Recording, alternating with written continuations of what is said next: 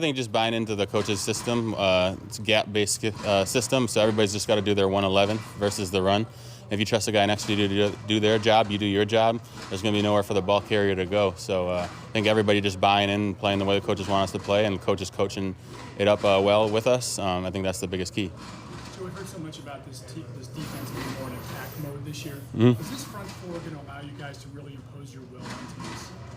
Yeah, sure. I mean, I think Greg Williams would say his defense is attack mode too, but it's definitely just a lot more especially with the guys we got up front, just let them go after the quarterback. And you saw the results in the game when you can rush 4 and play 8 in coverage behind, or 7 in coverage behind them.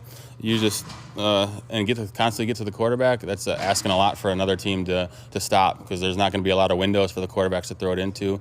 They're going to be trying to make some perfect throws, and as we got ball hawks back there who can take advantage of it, it's going to be great. I know it's early, but you sense that with opposing offensive linemen, they're kind of looking at each other like, who do we block?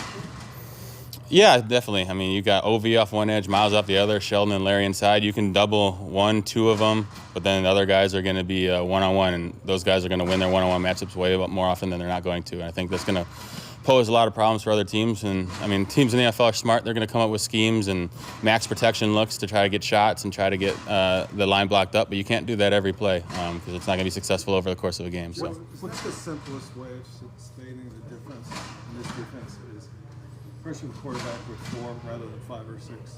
Yeah, I think more often than not, our guys, they're just confident in letting the guys get after it. I think we did it a little bit last year, and Myles last year had a great season. Larry-O had a ton of sacks, but I think overall, it's a little more in that vein of getting those 4 guys after the quarterback and getting guys in coverage, and hitting them with blitzes here and there, but just trusting that those guys can get after it.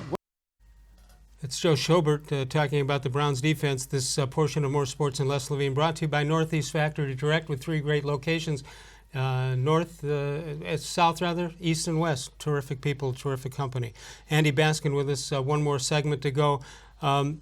Early on, Freddie Kitchen says all you want to talk about is offense. What about defense? Defense should be the star of this team. All right, so you got Joe Schobert, who we just listened to, yeah. and I got to give him credit, and I've got to give Christian-Kirksey credit too. Why is that? Because they're still starters? They're still here. Yep. They're still starters, and they're not necessarily John Dorsey's guys. Correct. And Takitaki and Mack-Wilson are right behind them, and they are putting a lot of pressure on them. You can't put them both in. No, but they're still putting pressure on both of those guys to perform and to play at a higher level. And I don't know, like I was looking at Carl Nassib the other night playing for Tampa, and it was like when he was here, when he first got it, it was Nassib's here. This is great. And those guys easily could have fallen into the same space as a Nassib, but yet I give Joe a ton of credit because not only have they been able to fight the outside noise, he and Christian. I had people tell me they were looking to trade him, both those guys, in the offseason. That's interesting because you seem to have a veteran presence on the offensive line or defensive line, and you're going to undo that as far as the linebackers are concerned. Well, they didn't, and so they kept him there. So, but I mean, Mack-Wilson seems to be, as much as we want to talk about drafting a kicker in the 5th round, Mack-Wilson could be the steal of the draft in the 5th round. I mean, from what we saw, yes, he's young. You surprised he lasted that long?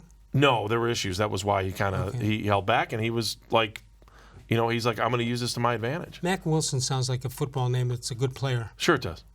Kevin Mack-Wilson. I don't know. It's all Mac. Mac the Knife. Yeah.